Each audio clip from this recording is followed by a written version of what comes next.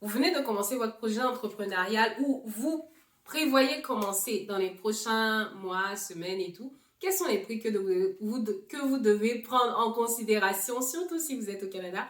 On va en parler tout de suite dans cette vidéo. Moi, c'est Clémence et vous êtes sur Esprit Marketing, qui est une chaîne qui s'adresse aux entrepreneurs, aux professionnels en marketing ou juste aux curieux. Quels sont les coûts que vous devez prendre en compte lorsque vous commencez, en tout cas au Canada?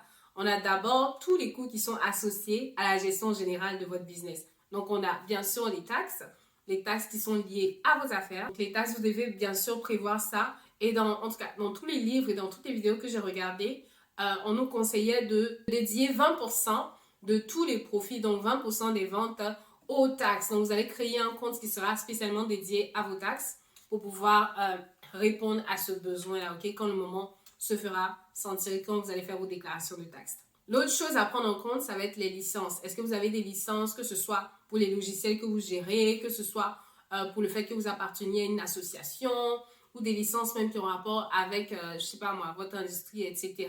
Vous allez devoir prévoir de l'argent pour pouvoir payer ces licences. D'autres frais qui vont être importants pour la gestion de votre business, ça va être bien sûr les frais de comptabilité. Donc, qui gère votre comptabilité? Est-ce que vous le confiez à QuickBooks? Donc, ou est-ce que vous avez un comptable professionnel qui fait souvent une audit pour vous, qui est là pour vous aider à gérer vos affaires? Bien, vous allez devoir prévoir des frais pour bien suivre votre comptabilité. D'autres frais qui sont vraiment importants et qui vont faire que SP Marketing pourra grandir et continuer de prospérer, ça va être bien sûr les frais de marketing et de publicité. Bien sûr, c'est important. Si vous voulez faire des ventes, vous faire connaître un peu partout, vous allez devoir au fait faire de la publicité. Donc, vous aurez peut-être besoin des services d'un professionnel en marketing ou ça sera peut-être vous-même qui vous y connaissez et qui allez acheter soit des médias, des places dans des médias locaux ou bien faire de la publicité en ligne sur Google Ads ou sur Facebook et Instagram Ads, etc. Donc, vous allez devoir prévoir un budget pour le marketing. Donc, ça, c'est pour le en ligne, mais il y a aussi le marketing hors ligne. Qui dit hors ligne dit imprimé. Donc, si vous avez par exemple des t-shirts comme nous, on en a ici, vous allez devoir prévoir des coûts pour ça. Si vous avez des brochures, des cartes d'affaires, si vous avez des pamphlets, si vous avez même des signes, des panneaux d'affichage et tout, vous allez devoir prévoir des frais pour le faire. Je sais que en général, en tout cas pour une petite entreprise, vous allez devoir peut-être prévoir, voire même 20 000 dollars par année pour le marketing. Ou si vous êtes vraiment une toute petite, là on parlait un peu plus d'une moyenne entreprise, voilà.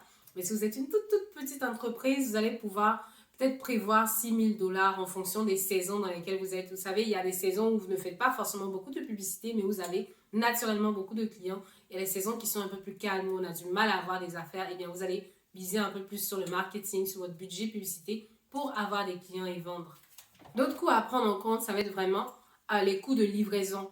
Les coûts de livraison. Est-ce que vous livrez vos produits aux clients? Est-ce que vous les livrez à travers la ville, à travers la région, à travers le pays, à travers le continent même? Vous allez devoir prévoir des frais pour ces coûts de livraison-là, ok? Est-ce que c'est vous qui absorbez ces coûts de livraison? C'est le client qui va prendre sur lui les frais de livraison. Vous allez devoir y penser et prévoir un budget pour le faire. Et qui dit livraison dit aussi des coûts par rapport à votre fournisseur. Parce que si vous faites venir votre marchandise de la Chine, de la Turquie, de l'Afrique, mais vous allez devoir prévoir des frais pour pouvoir avoir cette marchandise-là.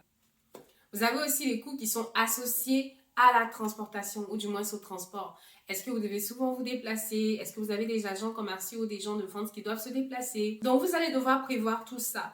Et dans ces coûts-là aussi, si c'est votre véhicule ou c'est vos agents qui utilisent eux-mêmes leur propre véhicule, vous allez devoir prévoir des coûts pour l'essence, pour la réparation, la maintenance, pour les parkings même. Donc, vous allez devoir vraiment prévoir des coûts pour la transportation. Encore une fois, est-ce que vous voulez ajouter ces coûts-là dans vos prix en général pour que ce soit absorbé encore une fois par vos clients? En tout cas, il y a une manière de le faire. Je ne vais pas le détailler ici, mais il y a une façon de le faire. Mais en tout cas, vous devez bien sûr prévoir ces coûts-là. Parce que ce qu'on ne veut pas, c'est d'avoir à nous-mêmes prendre de notre propre poche pour financer justement ces voyages-là qui sont censés être assurés, payés par notre entreprise. Surtout lorsque vous êtes solo entrepreneur, c'est votre entreprise qui commence.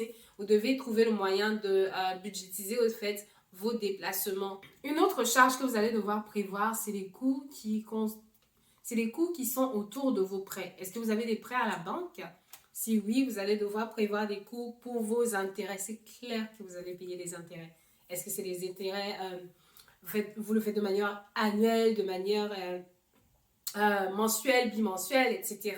Donc, on va prévoir un budget pour ces intérêts, pour rembourser ces prêts-là au fil du temps.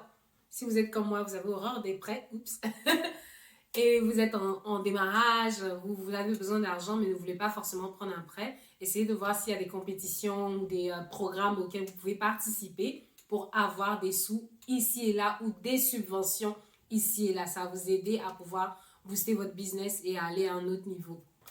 On a des coûts aussi qui reviennent à chaque fois, donc des coûts, des charges régulières. Ici, on peut mettre l'électricité, le chauffage, le téléphone, le câble, l'Internet, etc. Donc, vous allez devoir prévoir tous ces coûts-là. Et autre chose, si vous avez commencé chez vous à la maison, tant mieux. Mais vous payez un loyer, hein, donc je pense que ça doit faire partie, au fait, des charges qui sont dans votre business, donc votre loyer. Ou bien si vous n'êtes pas chez vous à la maison, que vous louez des locaux quelque part, que ce soit un store dans un centre commercial ou un espace n'importe où, un stand, vous allez devoir prévoir des coûts pour ce loyer-là. L'autre chose, et ça va être la dernière dont on va parler, mais avant d'aller plus loin, je vais vous inviter à vous abonner, à activer la cloche des notifications et à partager la vidéo avec votre entourage.